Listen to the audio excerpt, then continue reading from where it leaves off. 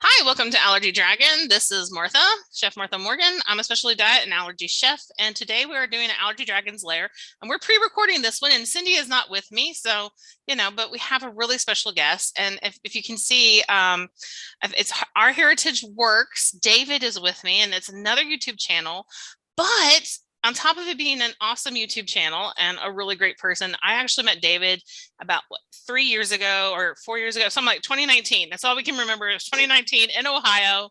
And it was just a really awesome thing. We instantly connected. And then I was super excited when he contacted me that he was making his own YouTube channel and that kind of thing. And I've actually watched quite a few of his videos. And if you go to my channel, you'll see that. But obviously, we'll have everything linked down below so that you can contact him. And I'm just super excited for him to be on Allergy Dragon's Lair. So I'm going to give this to you, David, to kind of like introduce yourself and kind of figure out and tell us about what your YouTube channel's about and all that good stuff that's going on and an insight to what you're doing on there and that kind of thing. So over to you, David. Well, good morning. It is morning when we're recording this, at least. I'm not sure what time of day it'll be. when you're watching this. Yeah. So I am with Our Heritage Works. Do the banner pose, and I'm gonna get back in the middle of the screen for you. So the YouTube channel that I have is Our Heritage Works, and our goal in there is to show what makes us us. So what is it that really builds us to who we are? Now, I do some things related to cooking. I'll get into that in a minute, but I also do some other things. I do gardening. I don't have very many right now, but I plan to do more like woodworking and those type of things. I do repair work for different things that we have around the house. So it's a mixture of those type of things. But I also want to look at what are some of our things that we remember from growing up? What is it that instilled us and made us who we are? So there's a little bit of those. There's some walks in there and looking around at an old 1880s farm, as an example. But then the majority of our videos happen to be cooking related. And I started it because my mother-in-law and my wife kept going, you need to write a cookbook. You need to do something. You need to show these and share your recipes and stuff with others. And I'm going, no one else is going to care. No one else is going to want this. And that was about the time that we found out that we needed to adjust our diet.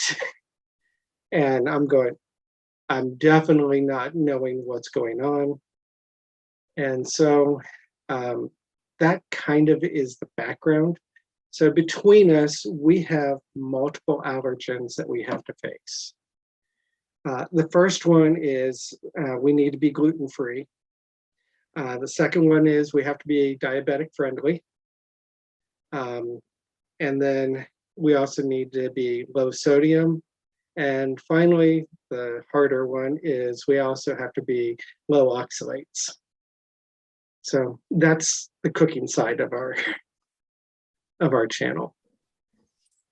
Yeah, I really love Our Heritage Works. I love the name and the way you described it because you do have more than cooking on there. I watched just is it a touch left restoration. Repair, I can't talk yet. Repair. Blah, blah, blah. It's a touch lamp, and it was really interesting. But I like the fact that you're touching on things that from our heritage or a lot of people's heritage when you have hit a certain age that you look at and see just I think there was you did a restoration for a pan oh my gosh. Cast iron pan. Cast iron. Yes, that's right. Cast iron pan. And that's always interesting to me when I see anybody do those. And if I'm a Southern cook, You have to have the cast iron. So yeah, no, I love that. Yeah. I like the fact that you do so much things, but the fact that you have to deal with all these diets and restrictions is how we connected. And so Right. that's how I connect with your channel, but you do so much more than that, which I really Right. think is amazing. We try to hit the whole person, not just what we intake in our bodies. Exactly. That's why I started Allergy Dragons Lair, because we're so much more than our allergies. So I love the fact that you're doing that. And so your inspiration for the YouTube channel, you kind of really went over that one. So I won't really ask you that one because you kind of already answered it, in my opinion. So you've touched on the low oxalates and the gluten-free and the specialty diets that you must follow. So low oxalates, for a lot of people, they have absolutely no clue. And for me, it's not second nature because I don't have to live with it. I have to go get my papers out. But when we first met, you were like, do you know what that is? And I was like, I do. You were one of the few. Yes. And that's just from my history of working with so many different diets and textures and things like that. So can you explain to us, and for a lot of people that don't know, what is that and what does it entail to have to deal with that every day? Okay, oxalates. The short answer is it is the plant's natural defenses against bugs. So it produces oxalates so that the bugs will come up and go, I don't want you, plant. I'm not going to eat you, and goes away and visits another plant to eat. So in the plant, it is actually an acid. If you're chemistry minded, it is a +2 chemical bond. And when it comes into our body, by the way, our body also produces oxalates, as it's a breakdown of calcium, I believe, which is one of those weird things. By the way, before I do too much, I am not a doctor. I am not an expert. This is just what I've found out. So please follow your own medical advice. Don't say, well, our Heritage Work said do this. But when the oxalates come into the body, it will, during the digestion, be looking around going, what can this chemical, this acid, connect to? And it's going, I really want to connect to something. I want to make something more out of myself.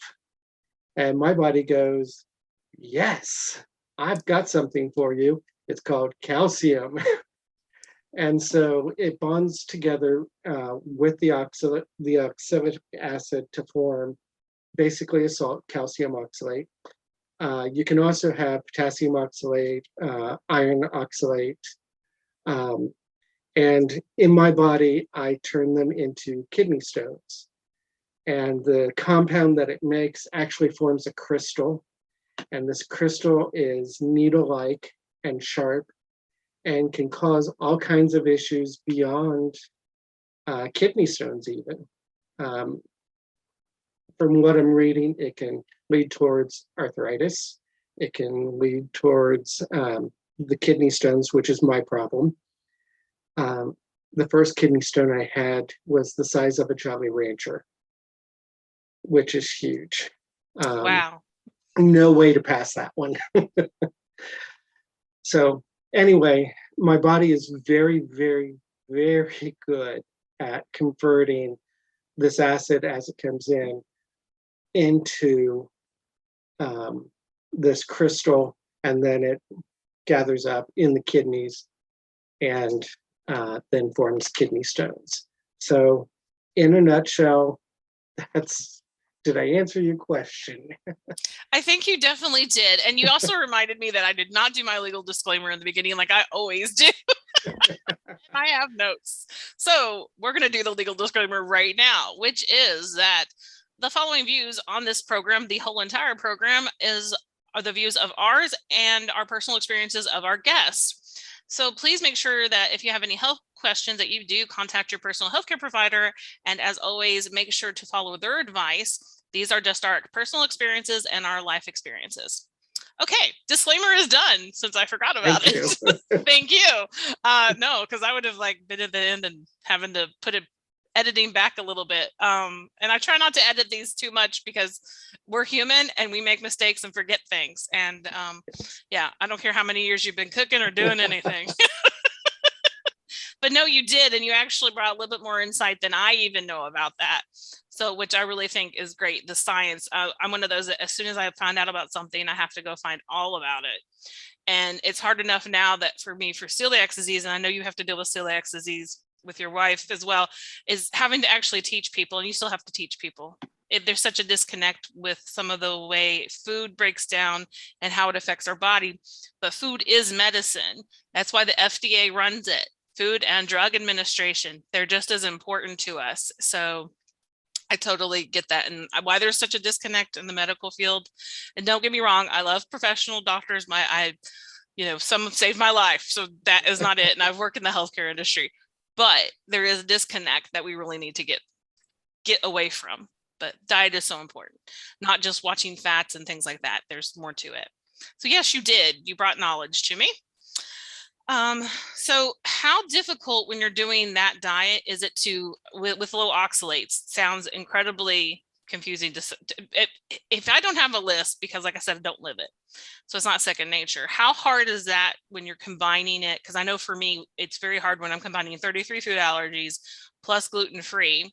So now you're doing gluten-free, celiac disease, and low salt and low oxalate. How difficult of a process is that for you, and still get something delicious out of it? It depends on the day, but it can actually be a huge challenge. When you're gluten-free, let's start there. Some of the first things that people will go, oh, just switch over to almond flour. That's easy, it's gluten-free, you're ready to go. Excuse me, but almonds are extremely high in oxalates. They are some of the things, I think we've calculated out that I can have about 3 almonds in a day, and that would use up all of my oxalate intake for the entire day. Mm. Now, for me, my medical professionals have said, you not only have to calculate your oxalates, most people that are on low oxalates need to be under 100 milligrams per day. I'm supposed to be under 50. And on top of that, it's not just enough to be today.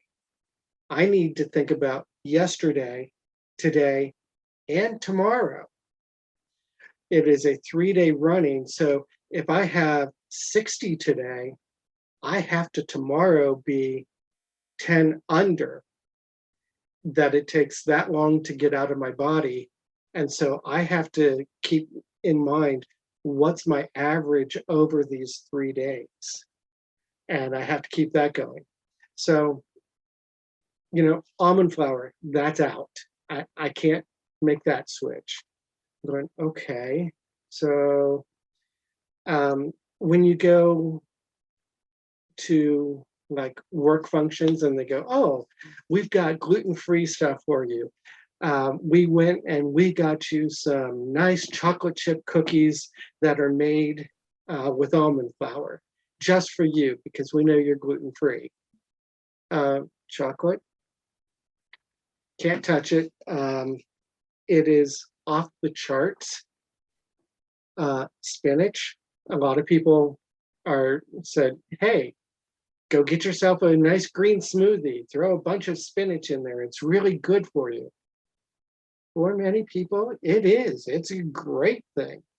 For me, can't do it. Potatoes, one baked potato has a medium baked potato has 50 oxalates in it, 50 milligrams of oxalates.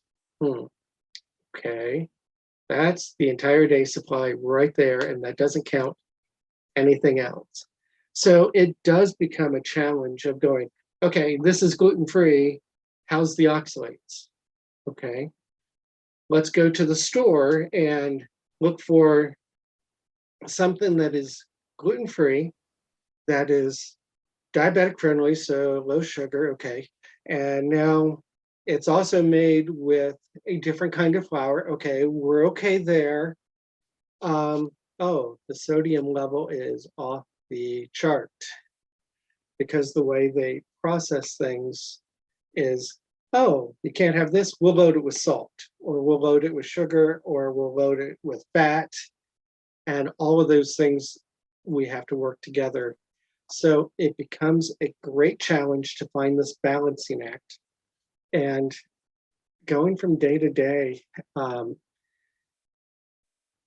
you have to keep in mind, in the back of your mind, okay, about how many oxalates is this? About how much sodium is this? Is it still gluten-free? Okay. Is it still low sodium? What do you do? And then am I getting enough nutrition otherwise to get it all in? And so it becomes a great challenge. Rice is pretty good, yay, but I'm the type of person that I cannot stand having the same thing over and over and over and over again. I've got to have variety. So that makes it that much harder.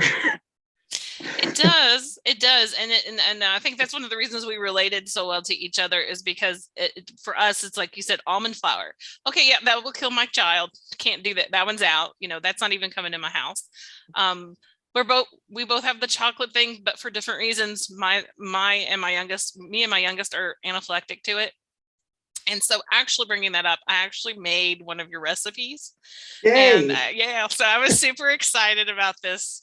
And to try it because it's carob powder is an option for chocolate peeps. So for my fellow chocolate peeps that can't have chocolate for whatever reason, carob powder is, or carob.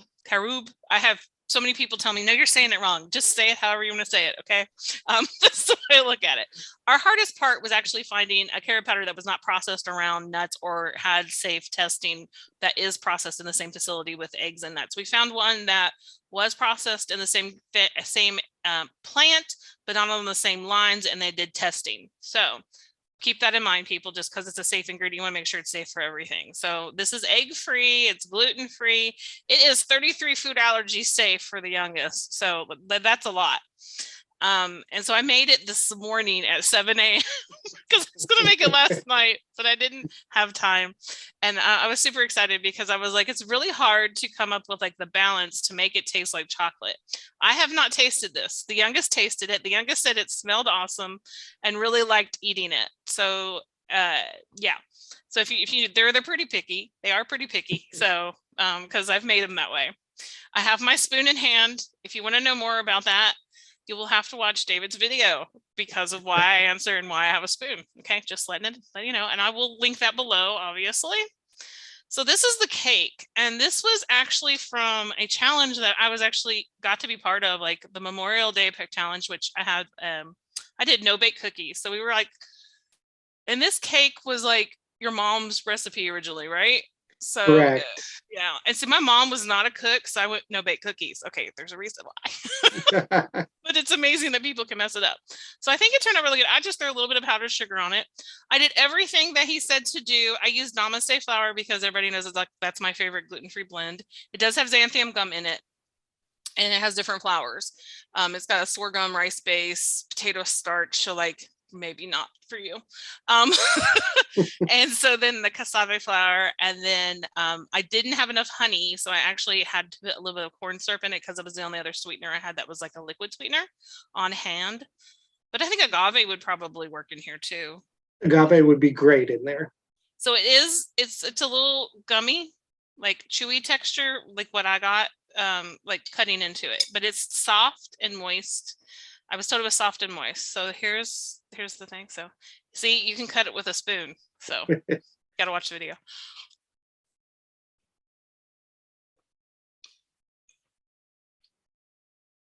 It's really good and sweet, but not overly sweet. Like the powdered sugar just added a little something to it. It is moist.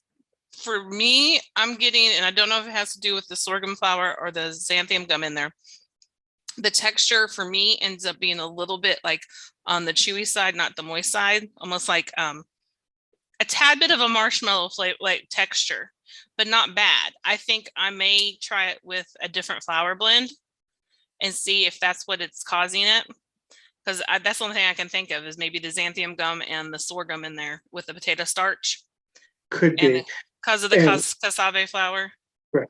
And I use America's Test Kitchen's version of flour mixed with a little bit of cassava flour.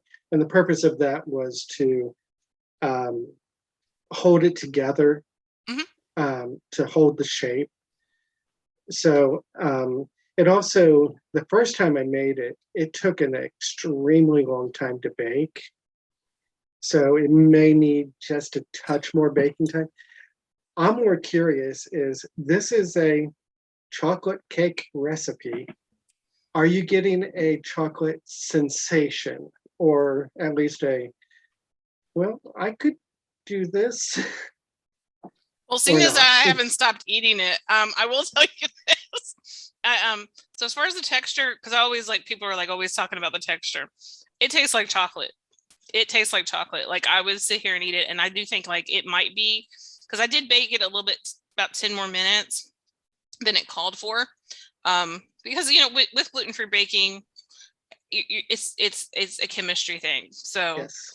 But and that's why I said the texture is not bad. It's just for me ended up being almost like a tad bit like I'm eating like a little bit of a marshmallow, but it's moist. It's not dry, and that's hard to do with a chocolate cake in general. To not have a dry cake if you're using cocoa powder, and carob powder, whatever you call it, is kind of drying as cocoa powder is too. So then you put. His thing though is he put molasses in here, which I really feel bad that I never thought of it, but I'm so happy you found about it.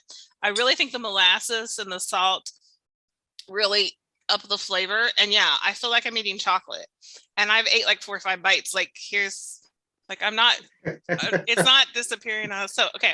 So you saw, I'm really eating it. But no, for me, as far as the only thing I want to improve is just figure out why my texture is a little bit weird. Cause I also put corn syrup in there, and that's going to change the texture a little bit. It didn't have as much, but I was hoping it wouldn't mess with it. But I had a lot of things. Once you start to learn about the different flours and the textures that they can bring about, I think that, that they may not work. I almost think I want to, use I have the America's Test Kitchen stuff too. I've done that before, and I make my own blends as well. So I probably won't use the Namaste's blend, which is a really great blend, but sometimes it doesn't work. And I really think the cassava flour with it has enough to stand up on its own that it doesn't need it. And so what I did is I basically put too much gluten in it to make it gluey. Yeah. But the chocolate flavor is on point, and I'm so excited, and I can't wait I want to do like a caramel icing is what I want to do with this. Oh, that sounds good. Yeah. One of my favorite things and things that I miss is caramel. Well, I can't do nuts anyway, but I always loved caramel nut brownies and that kind of thing. And I never ate a whole lot of chocolate. I didn't know why. So that's why I didn't. And I'm going to put it down, but yeah, I could still keep eating it. So anyway, his recipes are on point. He has really cool ideas. I'm super excited that he created Our Heritage Works, and I can't wait to see. So speaking about that, and thank you for the very yummy recipe. You're welcome. Thank you. And what goals do you have going in the future for Our Heritage Works? Like, what are you planning to do? Anything cool coming up you can talk about? Well, I am doing a little more of the other stuff rather than the cooking. And that's more because I've got all this stuff filmed, and I've been concentrating on getting the cooking stuff out there. I've done some collaborations with another person, and she's great. Watch my videos, you'll see our collaborations, and I think you really need to follow her if you need to follow a gluten-free diet. She's got great stuff. But we're also trying to look at, like with this cake recipe, that recipe was really, really old. It actually dates back to the Depression era maybe a little earlier. And I've been talking with my friend out in Utah, and we need to look at these older recipes, because the modern recipes are using too many contaminated stuff, whether it's high salt or whatever processed foods. We need to go back probably before 1950, look at recipes, and then convert them. For the cake recipe, I spent months going over that recipe, and I'd look at it for a few hours and I'd go, okay, this is for volume, this is for moisture, this is in there for texture, this is there to help replace the gluten. Okay, do I need to add more water? Do I need to take some water out? Do I need water at all? What flours am I going to use? And those type of things, so that I get it to hold together and have a good product in the end. So I've been working towards doing those type of recipes. Well, the interesting part of that is, okay, for an upcoming recipe, I need Ritz crackers. I know that there's a few out there. I've tried them. They're okay, but they are not what I remember a Ritz cracker tasting like.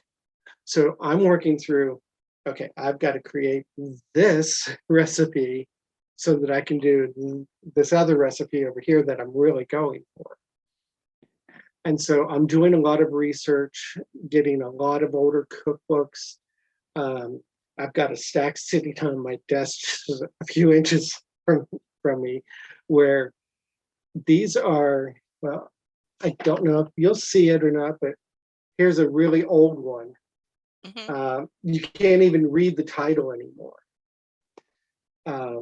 I'm going through those type of things to find the recipes where I'm going, okay, we're back to base ingredients. Now let's build it up from there and redo some things. So food-wise, that's where I'm headed. I'm hoping to do more interviews like this. We talked earlier for my channel. Thank you very much. You're welcome. And so we've got more of those type of things coming. Cool. I'm looking at you, and I'm looking forward to everything that's coming up. So yeah, no, that's awesome. I can't wait to see some of your other things. And like I said, David and I have talked off of YouTube as well. So, but definitely follow him.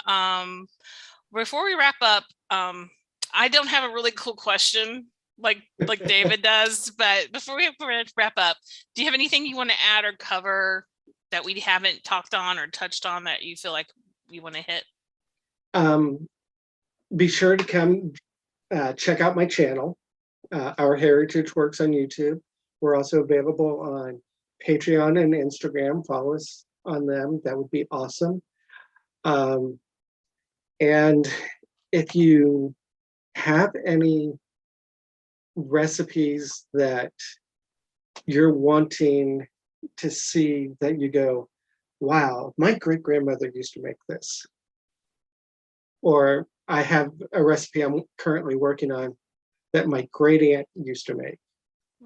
So if there's a recipe that you're going, nobody has this, but it needs to be converted or something like that, shoot me an email. I don't know that I'll be able to do anything with it immediately, but I love getting ideas of what can we do, where can we recreate some of these good things from the past that we've forgotten about. No, I agree. Yeah, like I said, I've gone through the whole thing with the old recipes too, and I still love getting them. I still help out a lot of people too with that, and it's great to get inspiration from other people, because if you want to know about it, somebody else is probably out there wanting to know about it too. So exactly. Yeah. And so definitely send in all your information to David if you have any of those really great ideas. Obviously, check out his video that he talked about that we did together. Like, I'll have that link below, obviously. And check him out on Instagram, his Patreon, YouTube channel. Subscribe, like, all that good stuff that you usually do with YouTube. And do the same for me if you haven't already. And we will see you next time. Hopefully, this will not be the last time that you see David on this channel, and maybe we'll do some really cool things coming up in the future. I can't wait. Okay, well, we'll see you later. Bye. Bye.